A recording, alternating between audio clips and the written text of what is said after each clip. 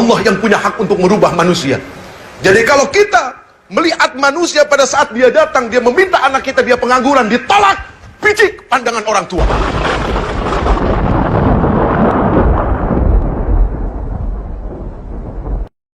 Pernikahan itu adalah sebuah ibadah. Karena pernikahan itu adalah ibadah, berarti harus dibangun dari niat yang benar. Kenapa harus dibangun dari niat yang benar? Apapun begitu muncul dari ibadah, pasti yang namanya setan nggak demen. Sesuatu yang muncul karena ibadah, setan otomatis langsung menggoda. Yang nggak digoda itu orang nggak ibadah. Nah, ketika ada seorang pemuda, dia sadar syahwatnya begitu sangat luar biasa. Dari mana syahwat ini muncul? Dari hawa nafsu, karena melihat hawa jadi nafsu.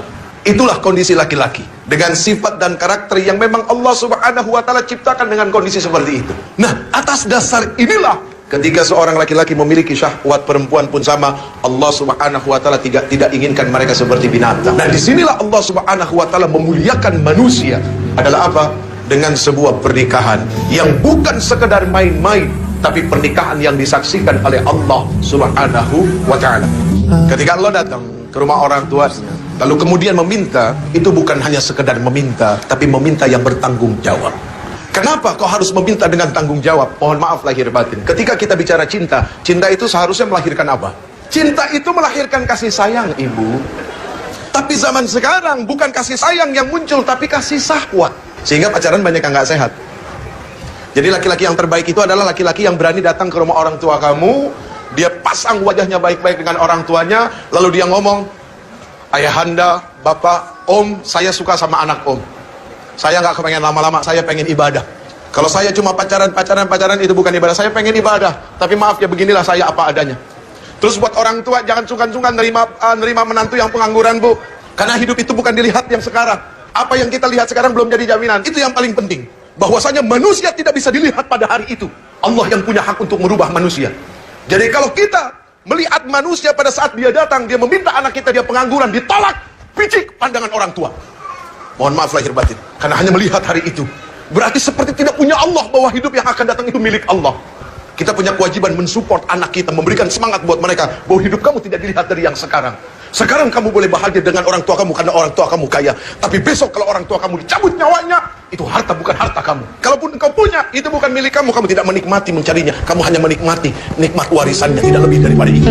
Seorang istri harus berani menuntut suami, tapi seorang suami harus berani menuntun istri. Apa yang dituntut? Dituntutnya bukan berdasarkan hawa nafsu, akan tetapi Quran.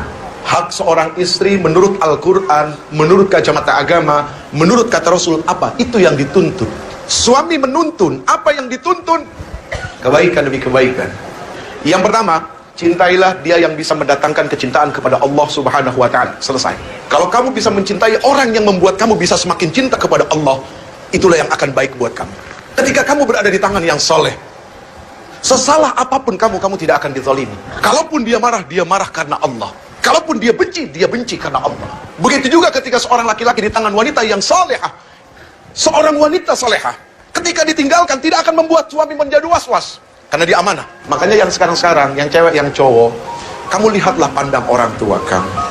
Kalau memang sudah cukup tua dan kamu melihat syahwat kamu juga sudah sangat luar biasa dengan pacar kamu, bismillah nikah, bahagiakan maka orang tua kamu dengan pernikahan. Apa kamu nggak kepengen disaksikan sama orang tua kamu? Apa kamu nggak kepengen orang tua kamu meneteskan air mata melihat kamu bahagia?